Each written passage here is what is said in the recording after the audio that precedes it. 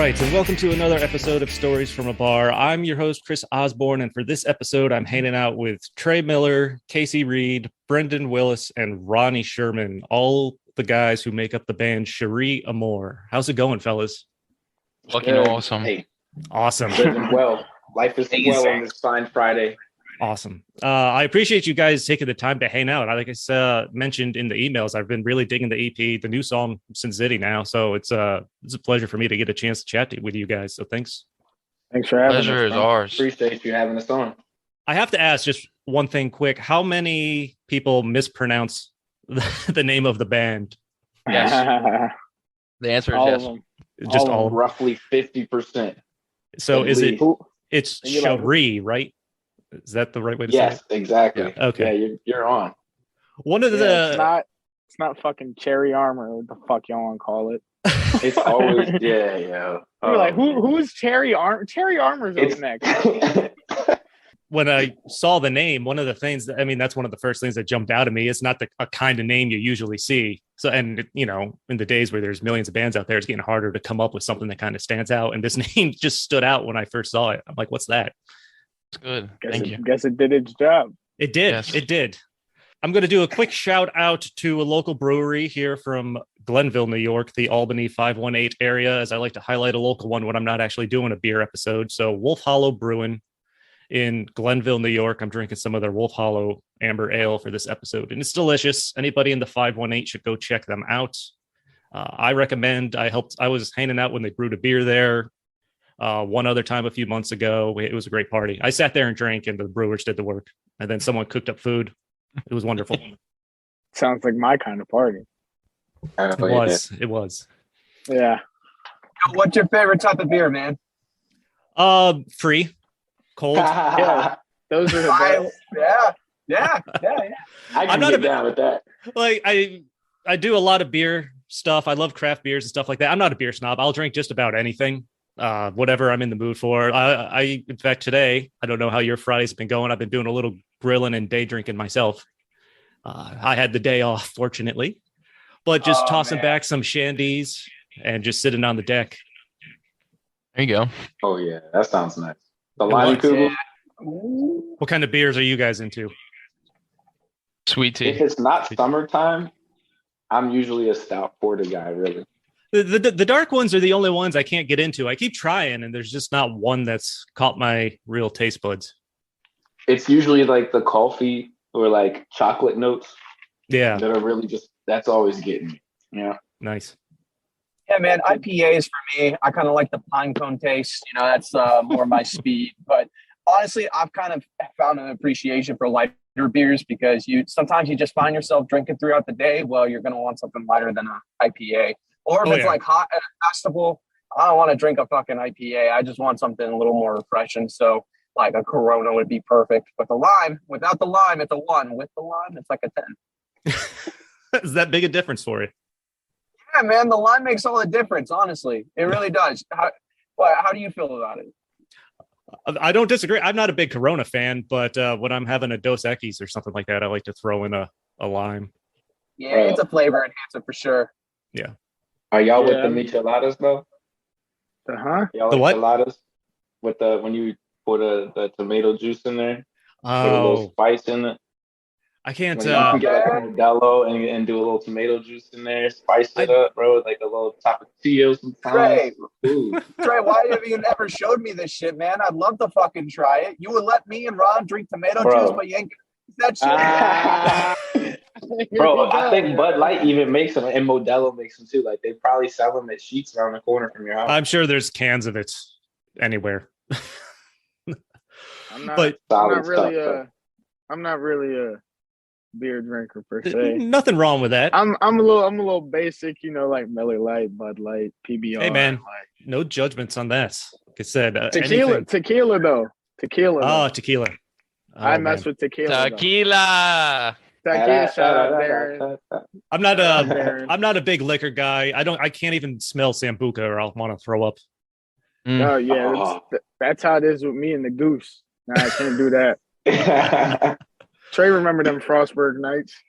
Oh yeah, bro. For me, anything Burnett, keep it away. Oh my God, Ooh. jet fuel. Remember when he was off the Everclear, bro? Oh God, Everclear, the Jeez. liquor. The liquor. Oh, Ronnie left me the most legendary voicemail. What was that? Your 19th birthday? Yeah. Yeah, man. Look, I was partaking. I was day drinking, as you say, and yeah, it turned into night drinking, and it just progressed. As it often does. Yeah, I've seen this video of me clutching a window trying to not fall over, and then yes, I left Trey this voicemail like what was this? What was that? Spring 2015, yeah. Yeah. Yeah, so things happen, Hey people man, leave I get it. People leave schools and shit. So I was missing my mans, right? So I just called him, got his voicemail, and as one does when inebriated, just, The drunk voicemail. man, I miss you, yo. I love you, yo. Like, hold it down, yo. Like, whatever. But That's what he thought he said. It was like 10% decipherable. There you go. oh yeah, well, Two different stories. I was walking up the hill trying not to slip on the ice. You heard me? So. Well, so just a couple of weeks ago, you guys got a big tour coming up next month that just got announced a few weeks ago with Broadside, Young Culture, and First and Forever, who I'm actually not familiar with. I've been meaning to check them out. I just haven't gotten around to checking them out yet. Pretty good. Yeah.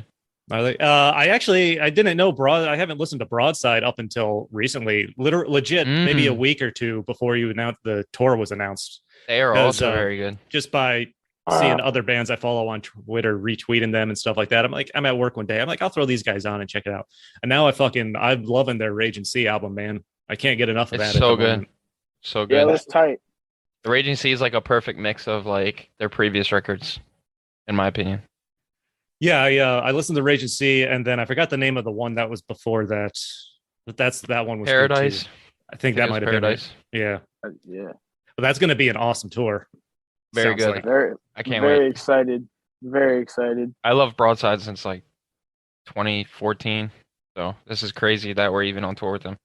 And actually, Young Culture I'm familiar with because they're from the Albany area. And the timing of this is great because other than me being off today from work, I went to a free concert last night, which was Young Culture and State Champs. That I did see that. Yeah, it was like under the freeway or something.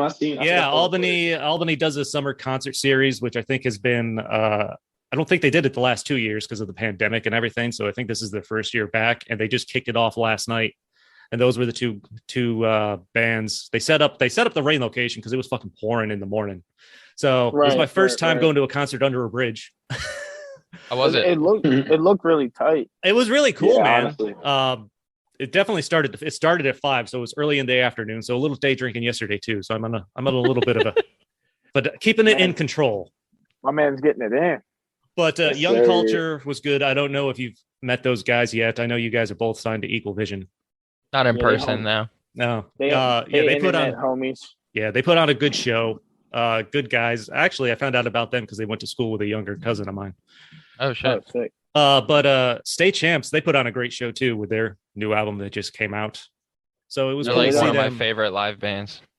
Yeah, they were really good. I was impressed. It was the first time I've actually seen them. Yeah, I mean, I've seen maybe like 7-8 times. They were my first tattoo. I have the around the world and back. Oh wow, nice. On my chest. Yeah. There's a lot of great bands that come out of Albany. In fact, Ronnie and I were talking before everyone was on because he's wearing his Newfound Glory hoodie. I just saw them last week. Newfound Glory was in town for the Sticks and Stones tour, which was a fucking great show. Saw them with 4 Year. Great show. Yep, 4 Year. Yeah. I admittedly 4 Year is one of those bands that I've known the name for a long time, but I've never actually sat down and really listened to. I've only caught a song here or there, but they were fucking. And I know, is it Alan produced your EP, right? Mm-hmm. Yep. Yeah, they put on a great. They had a great set. Yeah, they're very good. Brain Pain, like shit, top 5 albums all time for me. What was funny is the fire alarm went off like in the middle of their set with like the lights flashing. And apparently when that happened, I don't know if someone was smoking in the bathroom or something like that, but it wasn't an actual fire. They cut the power to the stage. So they go to start to play and nothing's happening. We're like, what's happening? What, You got the lights flashing. No one's going anywhere. Everyone's just like, okay. So the Yeah. fire What, department had to come like 15 minutes later. They finally got back to it. We're able to rock out, just plow through the rest of the set, which was great. Right. What Funny. what venue was that? Was Uh, that Empire? Yeah. Oh shit. Yeah, we were just there. Were you? Yeah, we did what, set it off elsewhere That was a 125 set it tour. off tour. Yeah. Yeah. Oh, okay. Back Nice. in April. Oh, all right. Yeah. I must have not seen that. Yeah, it we was set uh, off No Love and Shallow Pools. Yeah. Yeah. Nice. Yeah, It's a beautiful venue. it's a great venue. I love that venue. Yeah, it sounds really good. I feel a little old in the tooth or long in the tooth at this point to be standing for 3 hours. So I miss they just moved into that venue a couple of years ago up from Clifton Park, which was about a 25-minute, 30-minute drive north from Albany. Well, and they had some bar stools there at least, so I just sit at the sidebar. Right. like it's got to be bands I love now if I'm going to go and stand for Yeah. quite some time. It's exactly how I feel. But yeah, Albany, they have some great venues. A lot of great local bands that come out of the area too. How was your tour with Concrete Castles in Point North, which I know you guys wrapped up maybe just a couple months ago now, I think, right? It was good. Yeah. It was solid. The beginning of April, yeah. I mean, it was our first time out, so we were like taking everything in and Learning the ropes. Yeah. Getting fucked by van problems. Oh, yeah. Seems like that happens to at least one band every tour. It does. It will for the rest of our lives, Yeah. probably. Yeah. Yeah, So, I had Concrete Castles on one of my episodes the end of last year, but I think just before that tour started or was announced, great guys, awesome album. Yeah, They were we super love nice. them to death. They've come out to both of our tours after that too. Oh yeah. They pulled up in Buffalo on the set Yeah. off tour. Oh, really? Cool. Yeah, we were Yep. just hanging. It was dope. That's like one of my favorite parts of the whole tour experience is just the hang. Making friends. Getting to know each Yeah. band and everything. Yeah, it just seems like it becomes like a traveling family. It looks like. Yeah. It does, yeah. And It then looks- when everybody rolls through everybody else's areas, you just kind of link up, like, what's up? How you been? Everything. Yeah. Nice.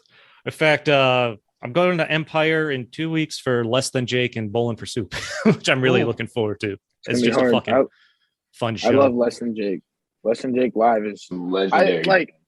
they're one of the bands like I don't deep dive on their discography. Like I know the hits and everything, but like yeah, I'd go see them live. I saw them last fall with Newfound Glory. Oh, nice. Yeah, that was a great tour. It was like one of the first shows or my first shows back from COVID. So Yeah, I'm making up for it with making up for COVID this year with just the shows. I think they just announced Jimmy Eat World's coming to Empire, so I got to get tickets for that. It's been years since I've seen Less Than Jake though, so I'm looking forward to that. Jimmy Eat World, he's on four chord, ain't he? We're playing four chord too. Nice. With a lot of people we've looked up to. So it's What's that like when you're getting the chance to play those kind of shows with people you've looked up to? For you it's guys, like, hey, how we get here? I have no idea. There's this stage, bro. They're ours for this 30-minute set. It's like it's weird at first because you don't want to be like too weird about things, yeah. but then once everything gets going, you're like, oh, okay. And also, like, I've met some people that were like dickheads, so I'm always like cautious. Like, and I don't want to ruin my perspective of them if they are a dickhead. Oh, So yeah. that's always shitty too. But Well, like that's the standard warning you get. Like, never meet your heroes because you don't know what they're really going to be like. Sure. so far, so good though. So far, so good. That's Yeah. awesome. Actually, since we're talking about shows, do you guys have any favorite shows, memorable shows growing Connecticut. Oh, I growing was up. ready to say, bro. Oh, I thought you that said you've been a couple to. tours. That I've been to. up? We can talk about ones you played too. Yeah, let's do that too.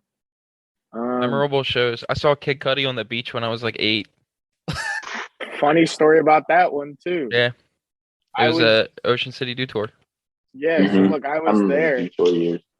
I was there too, and my dumbass, I didn't put two and two together why there was a fucking concert on the beach. So like I'm sitting there just chilling, and I was like, yeah, I'm gonna go home. And then I seen on the like ESPN the next morning, like, yeah, it was just highlights of Kid Cudi playing on the beach. I'm like, yo, I'm a fucking dumbass. Yeah, he was playing out of like a little trailer stage. It was the coolest shit ever.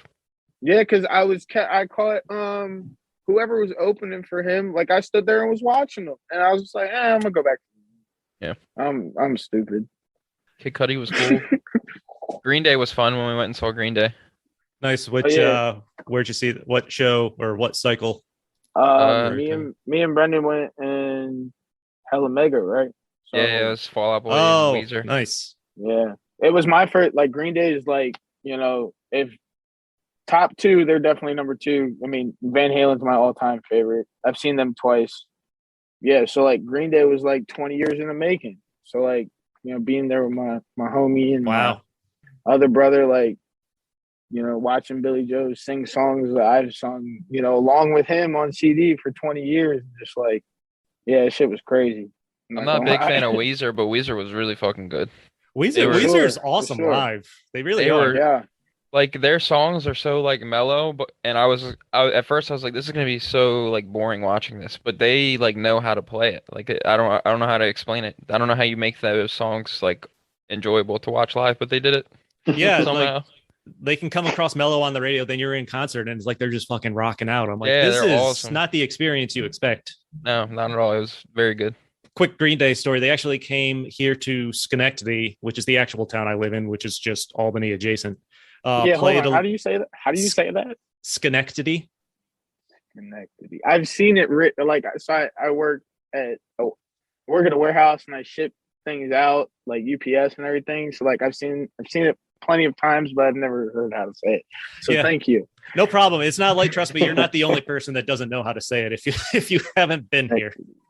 Okay, cool. All right. But carry on. so I'm sorry. Back in the Nimrod days, right when Nimrod came out, they played local college RPI in the field house where the hockey team played. And I remember going to that as a kid. The place was maybe 2/3 of the way full. And they played it like it was an arena show, man. Just energetic. Yeah. Billy Joe's climbing the scaffolding on the sides, squirting water guns. Bro, that's what I'm trying to get. I'm trying to get a water gun to just hook up to my guitar. I'm trying to get a super soaker. Crazy. Man, climbing I could talk. Reminded me. I could talk for hours about Green Day, but like, go ahead, Trey. Sorry, I was just saying, all right. climbing scaffolding reminded me of seeing Fever live. I have Dookie right here. Yeah. Fever 333. Oh, okay. Jason just goes so crazy every time. Like he's gonna do some acrobatic type shit. You know? Did you see him jump off the roof? Yeah, exactly. Like you don't know what. Like, and it's like low key. You're kind of like almost like scared for him. You're like, dude, I don't know about this. Like, what if I witness some crazy shit? Like, this looks one day, dude. You feel me? Like, he always pulls it off. I forgot what festival it was, but he literally just jumped off like one of the tents at the festival. It was the one the last weekend, like Rockin' Park or whatever. Yeah, Rockham or something. I don't know what the fuck it's called. He literally threw, like, he didn't jump off. He threw himself. Into the crowd. Yeah. Yeah, this shit was crazy. Oh man, I don't want to be a part of that. I'm dropping your ass. That's trailblazer, bro. Sounds like you're asking for trouble at that point. Yeah. Fredo, you got the Mountain Dew, dog? Hell yeah, the code red, bro. Oh, I got the code blue and the green right now.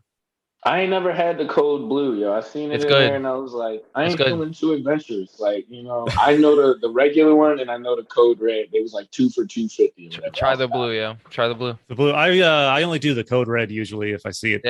Yeah. I like the code red, but the blue is my favorite. The blue. I'll have to try the blue. Yeah, I've seen that. I'm gonna take your word for that. You put me on the green tea. You didn't steer me wrong then. So. Raspberry. Yeah. So I first came across you guys. I mentioned your name jumped out at me, but one of my favorite things to do is just there it is, the Mountain Dew Voltage. I drank that shit already. Sorry. No problem. One of my favorite things to do on like a weekend night or when I can stay up and don't have to worry about work the next day is just kind of have some drinks and go hunting for music. With Equal Vision being basically in my backyard, I like to keep tabs on their social medias and the websites, see what bands they have rolling through. And that's how I came across you guys, actually. I think was straight from their website. And that's when I started checking you guys out and was really digging the EP and stuff, which even hasn't been out that long. This past October, it came out, I believe, right?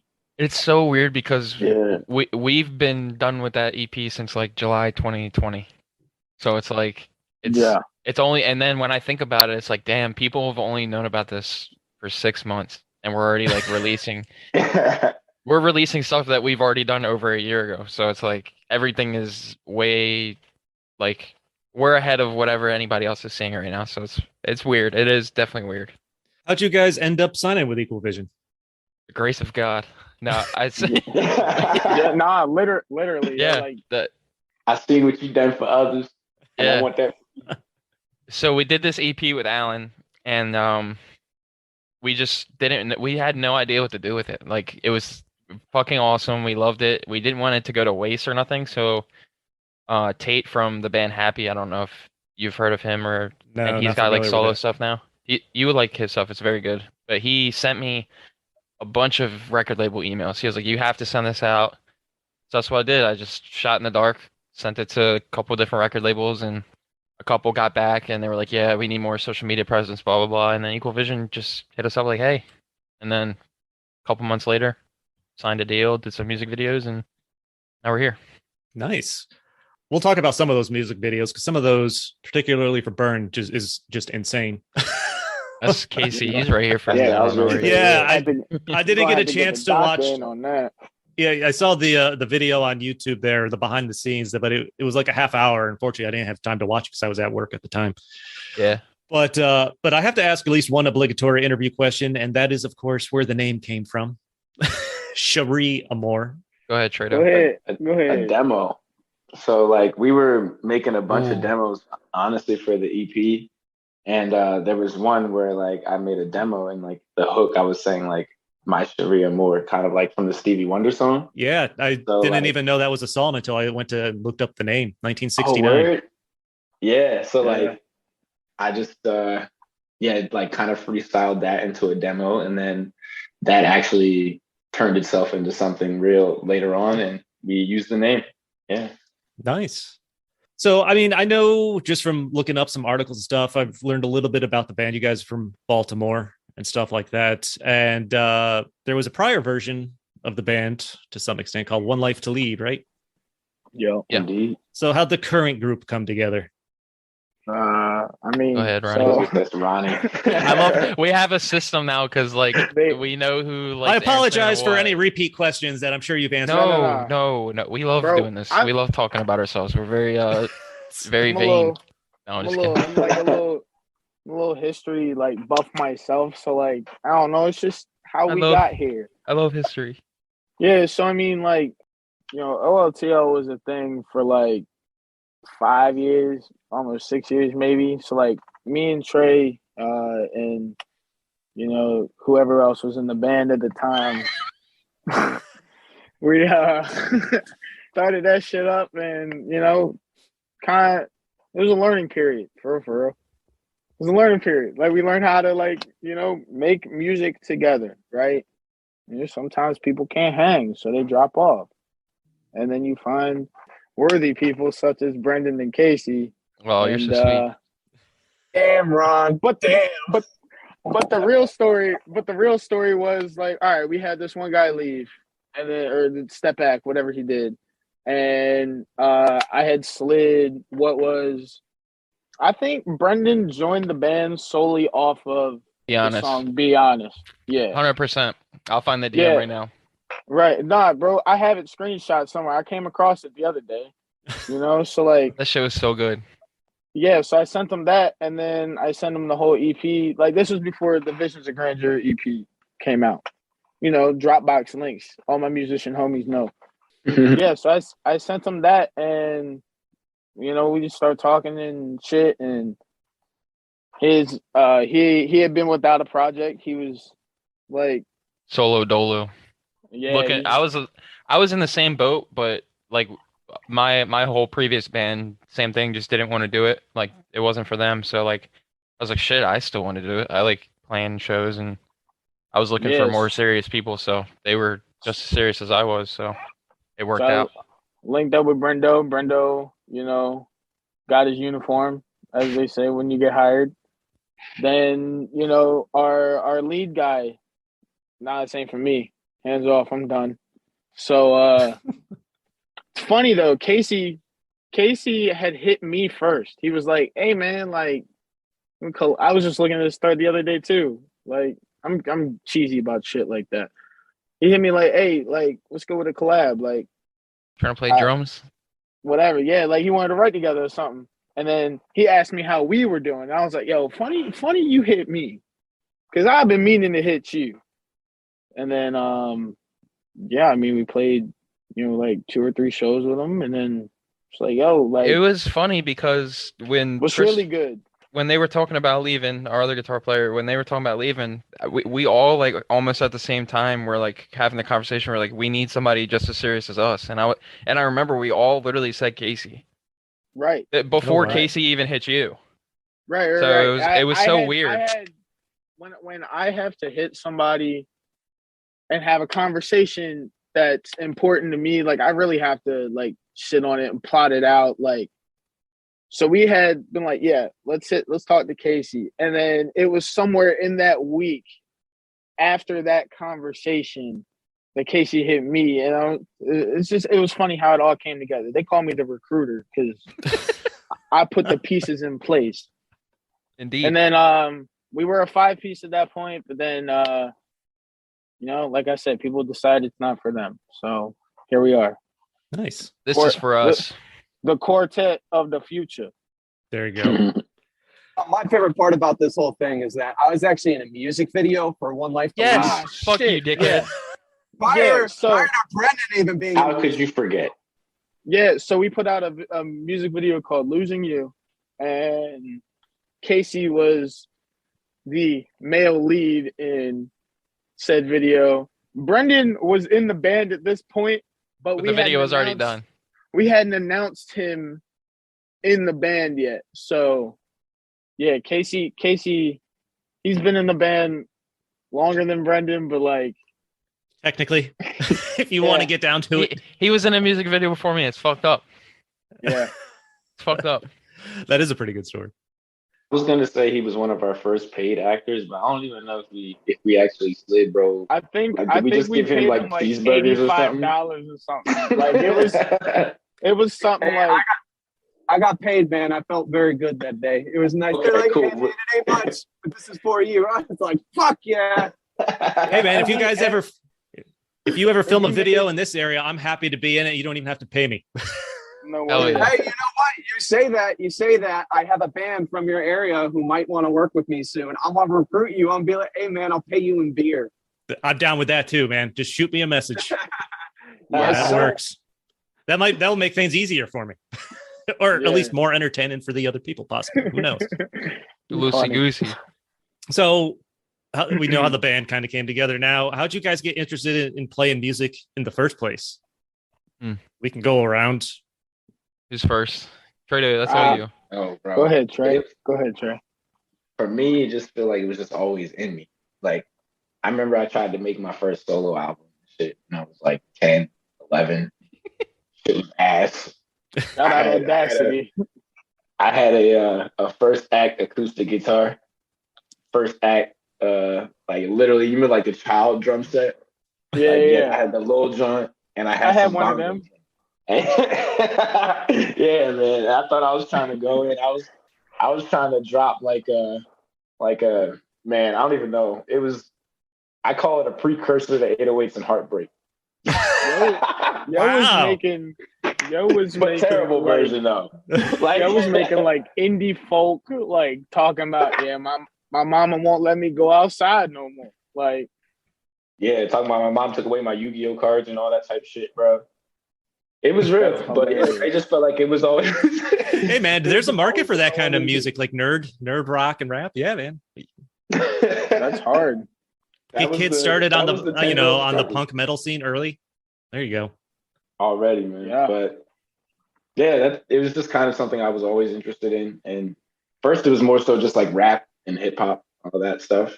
then I got more into rock in like high school. So Nice. yeah. Who's next? About Ronnie. You want me to go? Yeah, the drummer. Yeah. So, I don't like Trey said. It was always in me, like from a young age. Like my first favorite band was Kiss. Like I'm talking like real young. My mom would tell me stories about like, yeah, you'd hear like Kiss on the TV or something, and like you just start going stupid. And I'm like, wow. So like, yeah, Kiss was my first favorite band, and then Green Day, and then probably around like fourth grade, like I joined the band in high school or high school, fourth grade, elementary school. Sorry. Going backwards. Yeah, and then it's kind of around that time that like I hadn't heard Van Halen for the first time, but there was this scenario that my dad was playing something on a really nice stereo, like you could hear everything, right? And I heard Ain't Talking About Love, right? From the first album. I just heard the open. I was like, yo, what the fuck is that? Like, holy shit. And he was, yeah, it's Van Halen, you know, like, and just song kept rolling. I walked out the room like, yeah, I got to figure some shit out. Like, I got to learn how to do something, you know? Mm-hmm. So, came back around sixth grade, Christmas time. I hear they're going on tour with David Lee Roth again. That was my first concert. Supposed to be on my birthday, but, you know, I got to see them nonetheless, right? So that Christmas, I got my first drum kit and, like, the Van Halen, like, greatest hits double CD, whatever. So, like, that shit was real formative to me. That's how I got started. And then, like, playing in bands and shit, learning how to record my own music, you know, throughout high school. And that brings it up to, like, 2015 to where, you know, this universe started coming together. So, yeah. What about you, Brandon? Music's kind of like been in my family. I didn't pick a guitar up until I was 18, like after high school, and then I don't know, like I kind of just fell in love with it. I was really into like state champs and like who was state champs. Honestly, was the turning point for me. Like I used to watch Tyzol all the time, like just performing, and I was like, damn, that's what I want to do. Like I want to go do spins. I want to fucking get the crowd riled up and shit. So that's like when it started for me. But I feel like the same thing as like Trey and Ronnie. Like when I was younger, it's always just been a part of me. My grandfather played drums. He was always in a band. Played like a lot of beach rock stuff and like a lot of older rock. His brother played guitar, and it's just always been there. My mom's always had a binder full of CDs in the back with like anything. That shit crazy, bro. Yeah, that brings back memories, dog. Like she would just say like pull out a CD and it'd be like Usher, or Mariah Carey, bro, I'd be Green Day. Riding down the road with my aunt, right? And we would literally change CDs for one song. No, I didn't do all that. I've done that driving. That's not something you should do. Well, I mean, I was up front too. So like I was the DJ, but like like anything you wanted was in them binders. That's crazy. My fault for Well, you know, like the warning messages about not texting and driving. What about the days where people were flipping through these giant ass CD books and driving? The binders, yeah. That's just crazy, yo. Like you had to be there type shit. I miss the flipping CDs, man. It's my favorite part. Yeah. Well, we were on the Point North tour. Having to deal with it, shit. Right.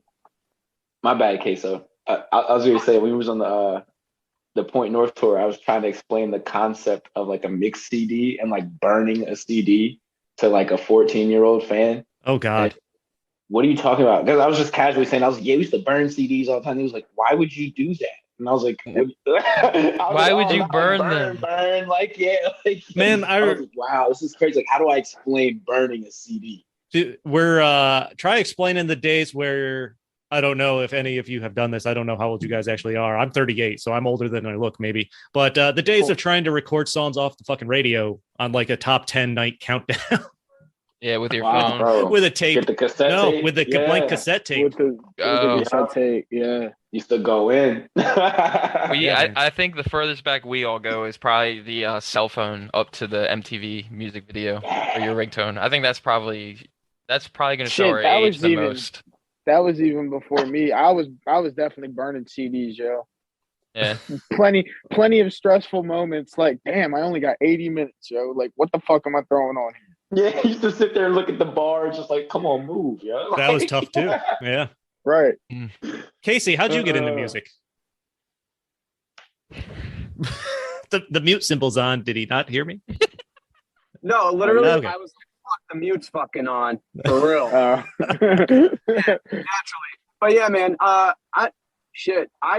got into music super young. My first favorite band, I mean, this isn't saying much, but my first favorite band was Aerosmith when I was like 5 or 6 years old, I think. And that was a tape, actually. I used to listen to tapes back in those days. Casey's I'm not that the old. elder of the group. The other statesman. Yes, I may be the elder, but I'm not that old. I'm like 30 years old. So, I mean, I wasn't doing anything too crazy like copying music on the tapes. But yeah, man, I started with that. I got into my cousin introduced me to Sugar Cult, which was like my first pop punk band. Oh, yeah, man. They were great. Ooh. Fuck yeah. Yeah, that was super early. But then when I first started playing guitar, I was listening to like My Chemical Romance. And they were one of my first covers, them and him. But what really kind of like got me to, I guess, super solidified with a lot of things was actually this band Darkest Hour, which back then they were a little more popular, but nowadays they're a little more underground, but they're just like straight up thrash metal, like lots of blast beats and thrashy stuff. And yeah, I mean, I've been playing now for quite some time. My first band, I was actually the vocalist of. I wasn't a good vocalist, don't get me wrong. I was terrible.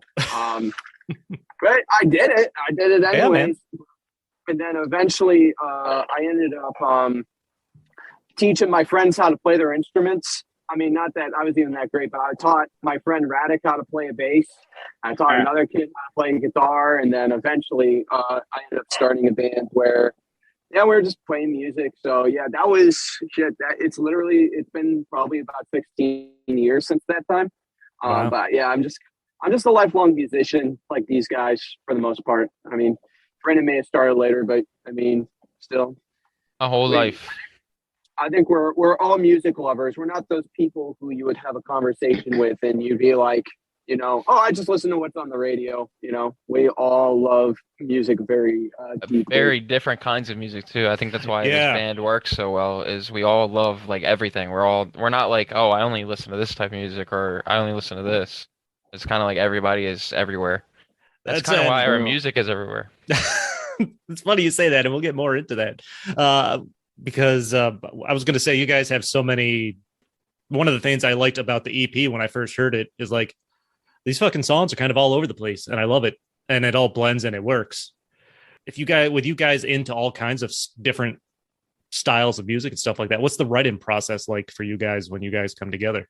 Very weird. I don't feel like it's like anybody else's that I've heard of, like in interviews, because like Ronnie was talking about earlier, we are big fans of like watching how bands came together, like their backstory and shit like that. And anytime I would watch the writing process, it'd be like, oh, the singer wrote this song, the bass player wrote this song. But with us, it's like everywhere. It's like Casey will come up with something, Ronnie will come up with guitar parts, Trey hums something. Like it's, I don't know. It's just as like mashup as our music is. There's whole songs that are built just around like things Trey has like voice recorded or voice memoed into his phone or whatever. I don't know. Yeah, we try to stay vigilant's not the right word, but like we try to like, you know, try different things, I guess. I don't know. We're not afraid to have weird shit. Like, yeah. Right, like just because one process workout. right, just because one process worked for this song, like I don't know, maybe we should attack it from a different And I feel way. like Casey was like the guy that if I'm remembering this right, he was the one that specifically said like, hey, who the fuck cares how we write the songs? Let's just write. Is that right? I mean, I was gonna say the same exact shit at the same exact time. Like, yeah. I'm a better writer when we're like writing as a group.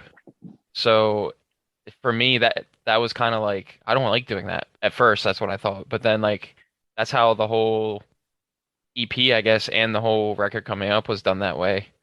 Was like, who cares? Especially COVID being a thing. And like, we couldn't get together as often. We kind of had to write the way we write because we had no other options. Mm-hmm.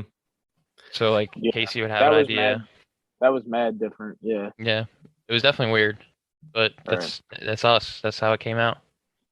Is it with like such diverse musical tastes and styles? Is it hard to wrangle your ideas in sometimes when you're trying to focus on a song, or is there somebody that has to kind of get people back on track for anything? I feel like at first the whole process was kind of like something we had to get used to, but now it's like we know how to be tasteful with things. Like, Yeah, we don't have boundaries, so like right. I'm not worried about going off track because that's how half our songs were written. And Alan is a big key in that because he took all of these parts that each of us have and he put them together in like the best way possible, because we wouldn't be us without Alan, I don't think, because he kind of helped us figure out how to do that. Right.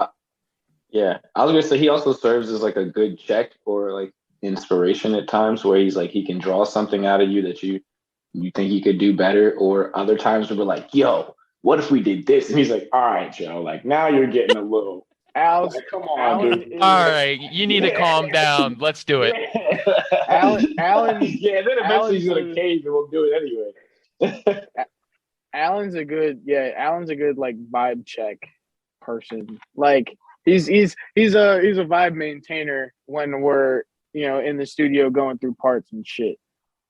You know what I'm saying? Does that make sense? Once we're doing pre-production, so like after the demo's already done, he keeps us in check. Yeah. I'm curious, are there like multiple versions, the songs that ended up the way they did on the EP, are there like multiple versions in like different styles just to kind of see what were, so there's like a more hip hop version of like Burn or something? Short answer, yes. It's actually the opposite. Burn was I don't even know how to, Burn was more movementsy. I don't know if you've listened to Movements, but it had a very like, it was Creed. Yeah, it like was like 3 Days Grace type feel. Like, okay. Yeah, it was a dark guitar part but then we replaced it with the piano and it turned it into the hip hop. So Burn was actually the opposite. Oh wow. Yeah. Yeah, Too Nice to Say would have been the opposite. Like the only things, Imposter stayed the same. Yeah. Beautiful Mess kind of a little bit, but like Beautiful Mess was a lot actually. A Beautiful Mess was like the biggest mood swing, in my opinion. Yeah, I get what you're saying. I was looking at it from my standpoint. From the drums, yeah. But guitar and like just the general mood of that song completely switched up when we redid it. That joint was real depressing, and then now it's real. Now it's still depressing, but in an upbeat way. Yeah. In a real catchy way. Orlando, the biggest difference. Like Casey had like this real like proggy type thing. Instrumental. And then we sat there and rewrote it with Alan. The vocals pretty much stayed the same except for like little melody things here, right? And then the biggest change was the instrumental. We actually chopped it up for the chorus. Like we literally took the old instrumental and Alan physically like chopped it up in does he use Ableton? I don't even fucking know. He's Pro Tools, right? Yeah. Either way, he chopped it up and that's how we got Orlando. Oh, wow. He was on his Timberland shit. Yeah. I must say, Alan, I think, uses Pro Tools. We all use Ableton for the most part. I don't know. Hey, Brendan, who is we, motherfucker? I am trying. I am trying to use Ableton. I've gotten really good at it. I'm still ass. I'm nowhere near Dr. Casey Allen Reed level, but it's like Windows to Mac for me, bro. Everything I want to do is literally the opposite of what I'm used to doing, and that's why it's so hard for me. But I'm getting it. Yeah. Oh no. We're first world problems. Yeah. You know what's funny, as I when I'm listening to the EP, or even when I'm not listening to it, when I'm actually at work and I can't listen to music, I'll get one of the songs like stuck in my head. It'll just pop in randomly, and then 15 seconds later it switches to parts of one of the other songs. So my brain's kind of bouncing back and forth just because there's so many parts of this album or EP that I really enjoyed. So I'll be singing the chorus in my head for something and then jump to a verse and something else. You said your first tour out was kind of with Concrete in North Point, right? Yep. How was yeah. the reaction to the songs and the EP and everything? People have been loving it. Surprisingly, just Insanity. and this is one thing that I'm not gonna say worried about because I generally just try not to worry about anything and just don't give a fuck. But multiple people have came up to us and they're like, "Hey," it was a couple things. It was either I've never heard you guys before, but you guys are so good live. I'm gonna check out your record, or it was I checked out your guys' record because you're on the tour and you guys were even better live. And that's one thing that I was like pressed on. I was like, I want to sound like, if not better live, then just as good as the record, because our music is going to be very hard to like translate live, but we've been doing an awesome job at it, I think. Awesome. So I can agree. Yeah. Like, I don't know, it's kind of cool. Just like, I mean, obviously, we're gonna play more energy. Like, I don't know. Nah, but The energy's cool. been It's crazy cool. at the show. Yes. Energy has been stupid. Like, we feed off that shit. Like, Mhm. crowd going stupid. Shit, we gonna go stupid. Like, that's where I was trying to get to. Thank you, Trey. There you go. Trey picks me up when I get get the you, bro. most. Thanks. It's like you guys are sharing a mind. I'm going to kick I was going to say we're hive mind, bro. There you go. At this point, wait until see, I got a few more I got tours. the We're really going to be. A few more tours, a few more podcasts and interviews, and you'll have it down pat. Oh no, we'll be in the same room and say the exact same thing at the exact same time, unprompted, no context, and it's just like, what? Crazy. The reception has been great, though. To answer your question, I think we went on tangent, but it's Awesome. it's been. Hey man, awesome. like I said, tangents are encouraged. I love tangents. Yeah, Shout we'll out talk. Fitz. We'll talk a lot, so it's good.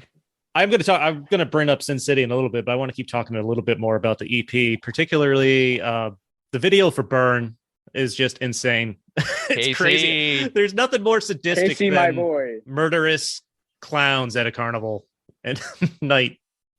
On top of being an awesome song, and I love where the scream comes in there towards the end, and it That's goes also kind of like Casey. the metal. This is Casey's song, bro. Like, real shit. This is hard. No, I'm fucking with you. Case, you want to tell us about Burn a little bit? He's got to unmute himself. Yeah, I'm muted or unmuted. You're You're unmuted. good now. You're Yeah, good. You're good now. I'm walking outside just so it's really quiet or loud where I'm at. But yeah, so what part about Burn do you want to know about, man? Because Burn was fun. We had a lot of fun with Burn. Just yeah. like how the song came together. That was a good one. I think that's one of the songs you guys one of the first songs you guys put out, right? Or recorded as a band. Yeah. It was the first song that we actually did. That was before even Casey was in the band yet. Yeah, I was about to say, as far as like the song goes, that was, it was pretty much Brendan's, like, he kind of really started it. I mean, I definitely added my kind of like taste to it, but generally speaking, that was totally Brendan's like baby to begin with, and then we just all added our flavors onto it. As far as the video goes, yeah. And I mean, I did the screams on the bridge, which were actually kind of a joke initially. Somehow actually kind of made the cut. So yeah, that will always be kind of like a bizarre thing to me that actually happened. Don't forget the didgeridoo. Oh yeah, I forgot. Is there a didgeridoo? Yes. Yeah, there is a didgeridoo. I play the didgeridoo. And yeah, so like, especially during those the EP, all the boys would come over to my place, and you know, we'd sit down and we'd work on songs, and it was like really fun and collaborative. But sometimes, you know, after they finished leaving, I'd just sit there with a song all day, and I'd sit there and be like, what's some dumb shit I can throw on this? And like, yeah, so I was like listening to the bridge, and I'm just like, I know what sound perfect on this fucking didgeridoo. Yeah. And then, I'm coming back to my roots of being a terrible vocalist. I was like, I'm gonna scream on this shit too, and I screamed some dumb shit. And like every time we have like guest vocalists come on stage with us, Brendan's like, scream whatever you want, baby. Go on. So yeah, you know, I was very thoughtful in my lyric writing. So I realize people that listen to this are now going to expect to see a didgeridoo on stage when you guys one play. day when we have the budget. I want the didgeridoo. I have a picture of it somewhere. if we ever I'm not prepared. play in Baltimore, if we ever finally play Baltimore, I will bust out the didgeridoo just for that show. Just for that I one. was very But sick, bro. Trying to imagine that thing in the trailer.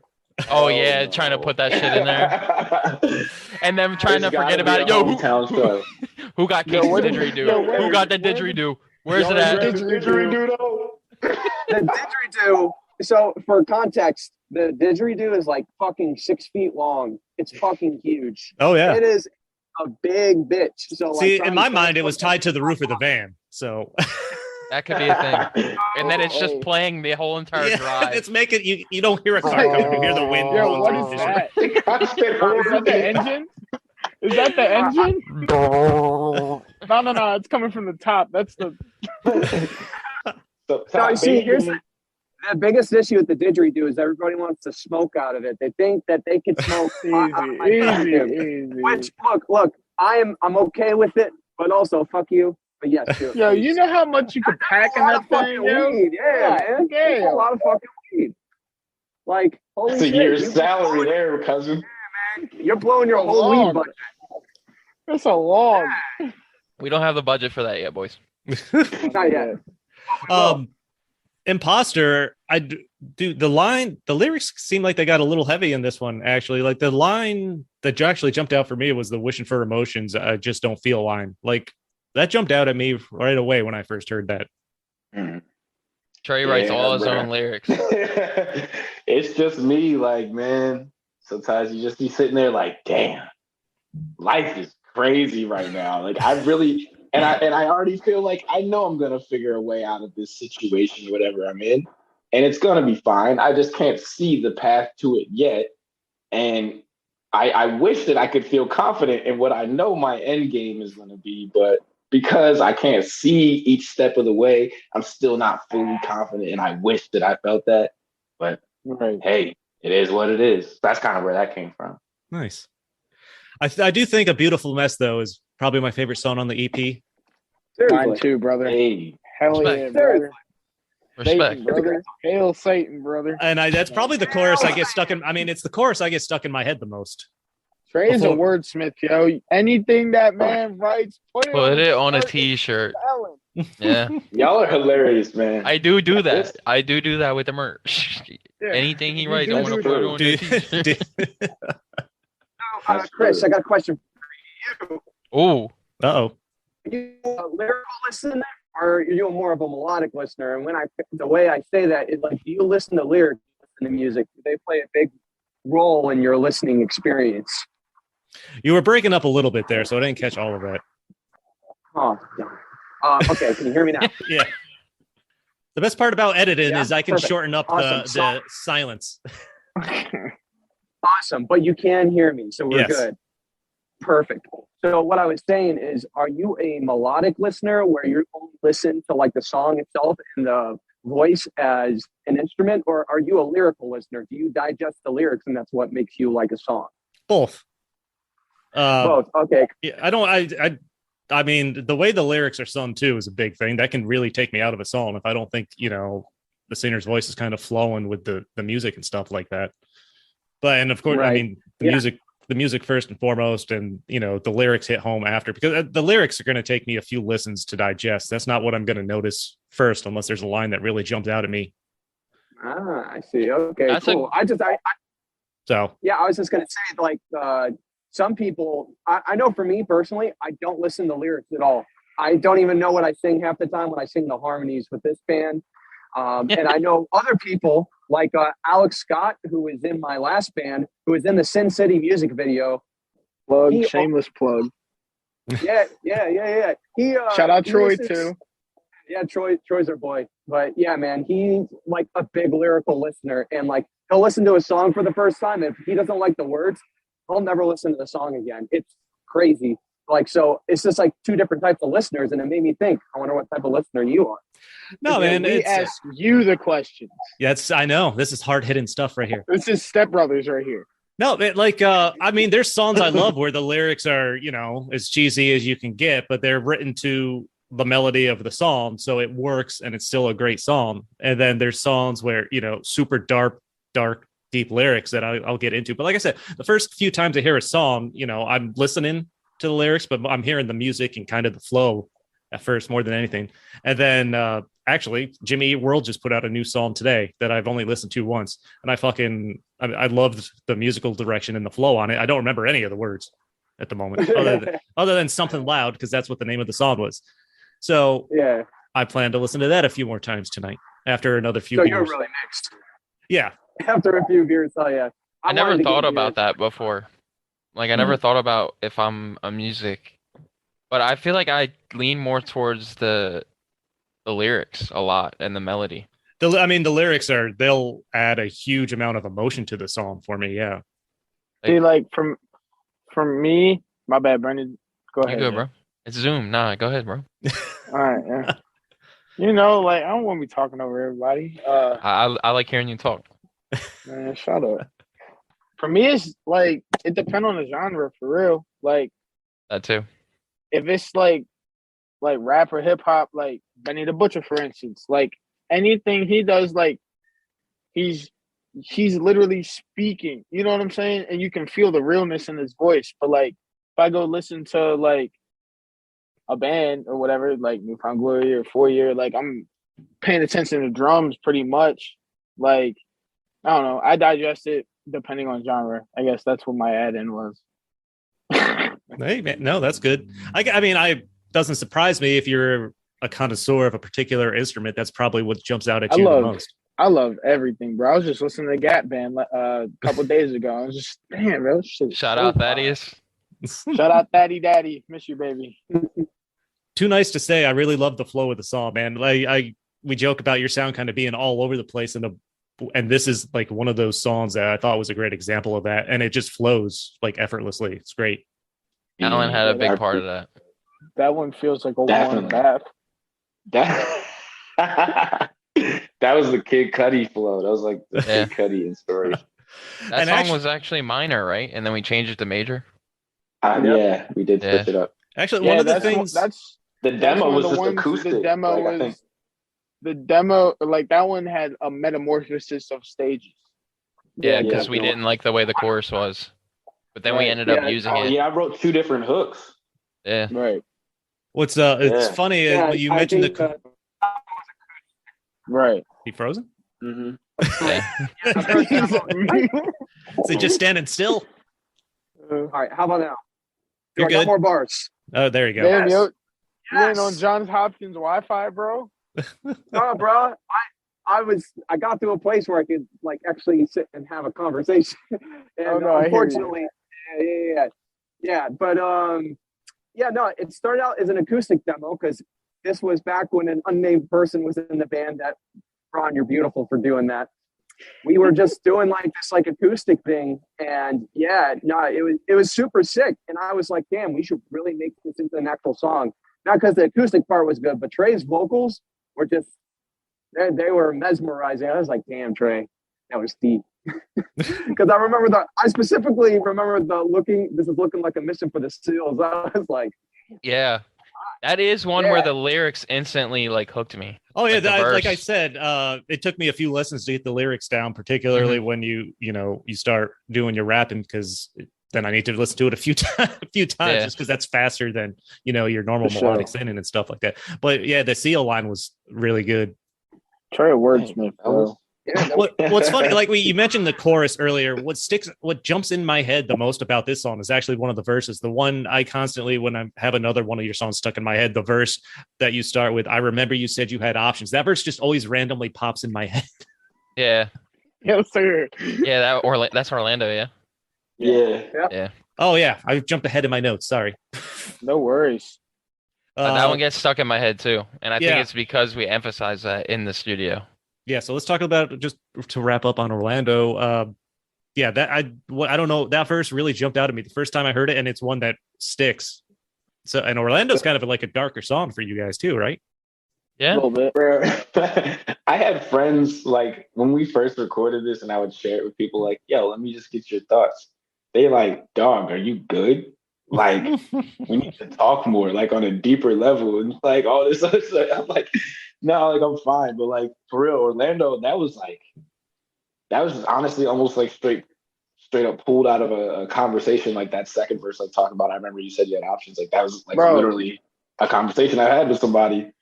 Bro, the way you piece that shit together, yo, like that really is on some like expert level wordsmithery. Wordsmithery. I get really hyped when I read Trey's lyrics over or hear them over something like, nah, like bro, know what the fuck you doing, yo. Oh yeah. Remember when we changed the second? Remember you had options because didn't it? You went from because what is the first one? The first one is I remember you said you had options, and the second one is and then you cut the second one. You was asking a question the second time. Yeah. That shit was remember hard. when you said you had options? Yeah. That was Alan's suggestion because I had it written differently the first time. This shit really a team effort. It's like really is. Like Alan just hearing that and being like, "Yo, what if you just drop one word here?" I'm like, you know what? Yeah, that's cool because like it you get the same. Yeah, you get it really sticks that line the second time, like for storytelling purposes too. Kind of, it's great. Yeah, like that. Talking about this takes me back just to like that whole studio session. It's just like we really learned a lot, like about ourselves, like how to work with other people, but like also like how to take like direction, like constructively. Yeah, the best part, how to take the best out of each other, and like right, for sure. I feel like it was this EP internal discussions. It was like one of the moments I wouldn't trade for anything. Like we learned a ton about just what we were getting ourselves into. Yeah, that's awesome. So we're close to wrapping up, but let's talk about Sin City because this is the new song you guys just put out. Maybe not even a month ago now, maybe just a couple of weeks. Yeah, last week, right? Or so. Yeah. Yeah, like only like a week or two. Yeah, the song's awesome. I love the song. It's great. Thank you. So how'd this song come together for you guys? It was just the demo. And this is another Brendan had the intro, I think, right? Just the intro, yeah. We were at the point in the studio where I think we were already like 7 songs in, like, and we were at the point where we were like, okay, we got like 3-4 songs left. What vibes do we want? What do we need? What is the record missing? And then Trey was like, yo, I want some rock shit. I want some I want some pop punk shit. So I was like, yo, this demo. And then I think he went and wrote to it that night because we were planning to do it the next day. And then that pretty much all materialized right there. Like it did. Yeah. We built we had the intro and then we kind of built it piece by piece, right?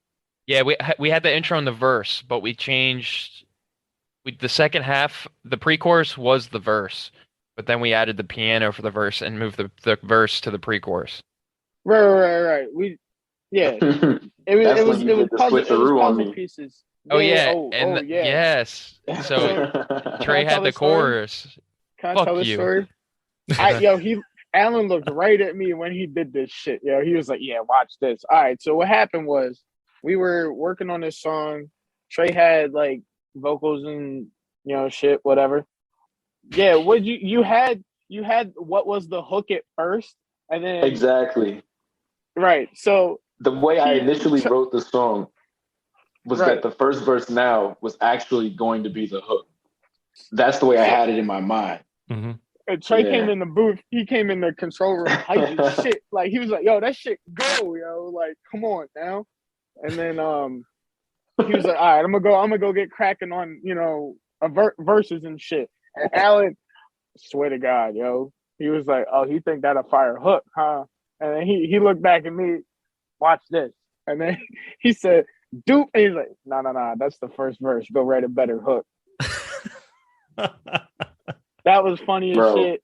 I was tripping too, bro. Bro, tell me we're rolling up later that night. I'm like smoking with Ron and shit, and I'm like, and I tell him, Alan wild for that, bro. That was one of the best hooks I ever wrote. He just gonna move it like that, bro. That's crazy. You know what happened? I told him this story the exact way I just told you, and this was at our nightly like decompressed smoke sesh, and it's just like.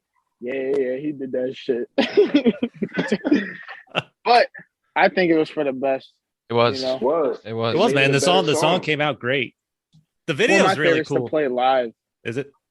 Yeah. The video is really cool too, Trey, with you just kind of seeing flashes of people with like their throats slit there at the card table or in blood. I don't think I've ever seen a music video where someone ends up getting organ jacked at the end. A lot of Hey, people. man. A lot The of plot people. thickens. Yeah, a lot of people don't understand the video, and I'm just like, all right, then you're not a fan because you didn't see Burn because it's literally Burn Part 2. We're wearing the same Right. outfits. We're wearing the Same same clothes. makeup. Oh, like, yeah. it's Same way. Yeah. literally Yeah, Burn 2. So few what people what did gave you guys the idea to do that for the concept for the video? I think we just had it randomly, right? Literally just Casey randomly got came that. up. Yeah. Yeah, so no, my girlfriend actually kind of like helped kind of send it to me, like because her and I were discussing it because her and I kind of like sometimes riff for video ideas. And yeah, she was just talking about the idea of a casino, and then all of a sudden the idea of bringing in burn actors. And I talked to the guys, and we kind of riffed, and yeah, but all of a sudden we had a great idea, and then put together a really good video treatment, and then we had an awesome video, and it was a lot of fucking fun. And sometimes the fans, they'll be like, "Wait a minute, that's Burn." Yeah. And then we had one person, they're like, "I love the collab here," and I was like, "That's a deep cut. I appreciate you." Yeah.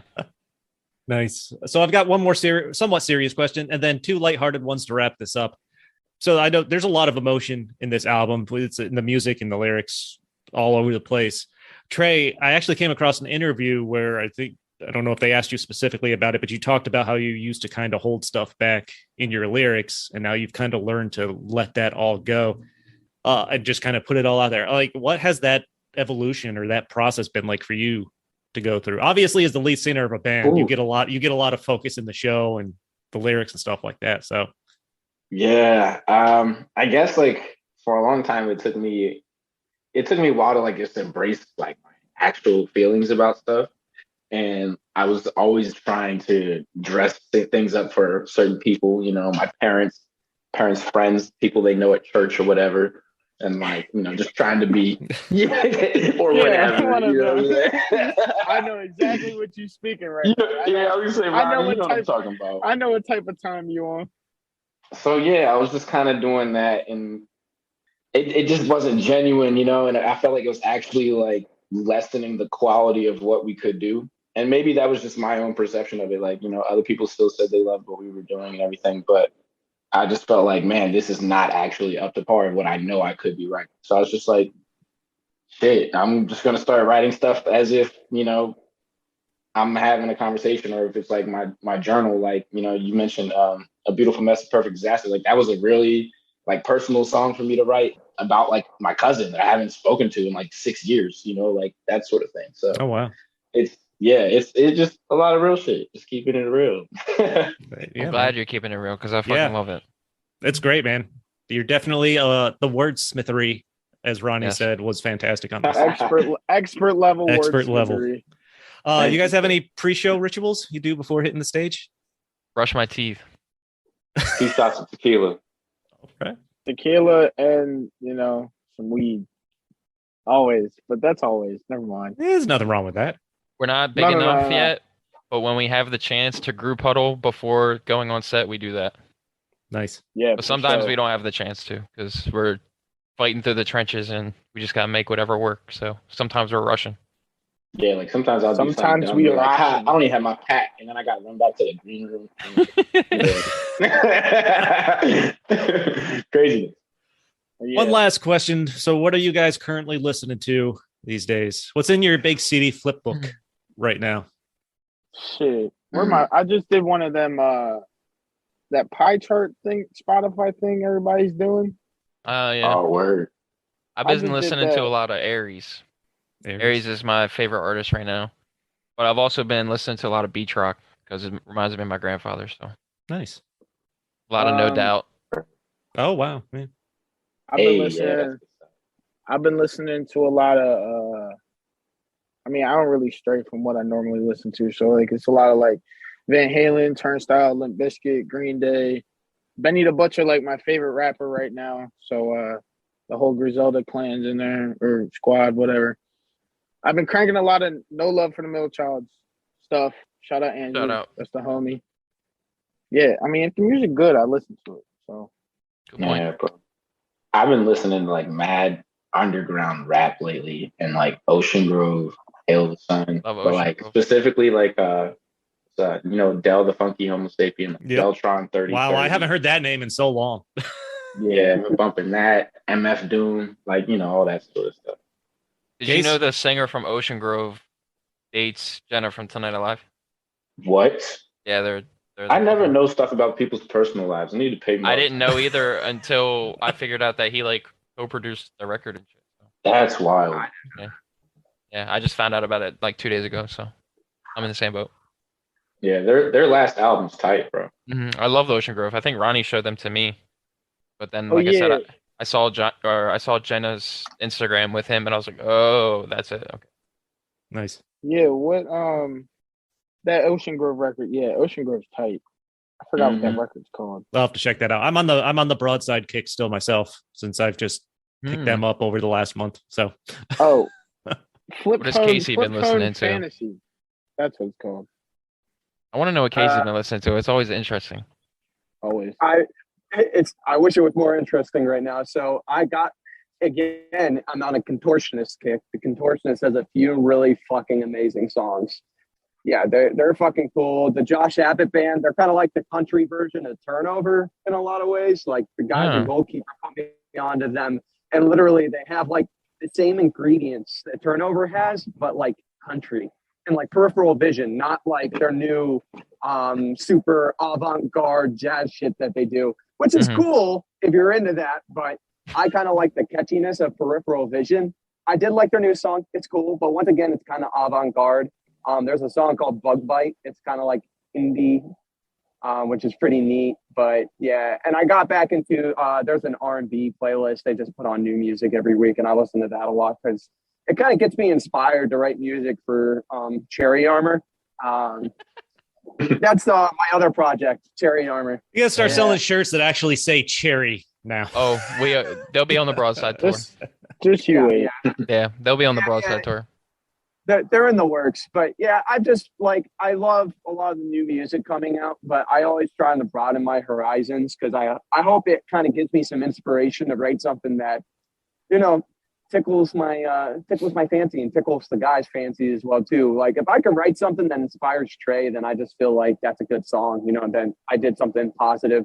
Because a lot of times Trey's melody is what we really want to build around. We build around it. That's true, and we learned that from Alan, honestly. Because we would just write normally and then have Trey write to it, and then we wouldn't ever change instrumentally. But now we've kind of been writing, and then Trey will write something sick, and then we'll be like, well, fuck, what we wrote isn't cool enough. So, and that's been happening a lot. So we kind of learned how to build around to make not only Trey like stand out more, but it in a way it makes us stand out more too as a whole entire band. Yeah. Sure. Awesome. So I think that's a wrap, fellas. That's a wrap on this podcast episode. Thanks for having us, homie. Yeah, man. So that is another edition of Stories from a Bar. Thanks, Trey, Ronnie, Casey, Brendan, Cherie Amour, not Cherie Amour. Thanks you guys so much for hanging out and talking about your music. And, Thank you for having us. Yeah, That's our fan of the EP. Cherie Amour is our speakeasy word. You get into the that's got to be like a special fan club discount code or something. Cherie Amour. Cherie Amour. Huge thank you out there. Oh, wait, I skipped a paragraph, an important one. If you're not doing it already, be sure and follow Cherie Amour on all the social medias, Facebook, Instagram, Twitter, all of them. Check out their web. I almost said web shit. Sorry. check out our web shit. Yeah, please check out their web shit. Yeah. That's valid. Brewery giving you some good shit. Yeah, they'd have some good chicks. The CherieAmourBand.com for some good web shits for merch and tour dates. Anything else you guys want to throw in there? Hey, thank you for giving us the opportunity to do what we all love, because wouldn't be here without any of you guys. So thank you. Fucking real. Thank you so much, everybody. Take care of yourselves. That's important. I was just saying, I want to start be telling kind. everybody. Yeah, exactly. That's how the world gets to be a better place, yo. You take care of yourself, take care of them around you, you be all right, yo. It won't kill you, I promise. Kill them with kindness. That's as Bowling for Soup says, is one of their newer songs.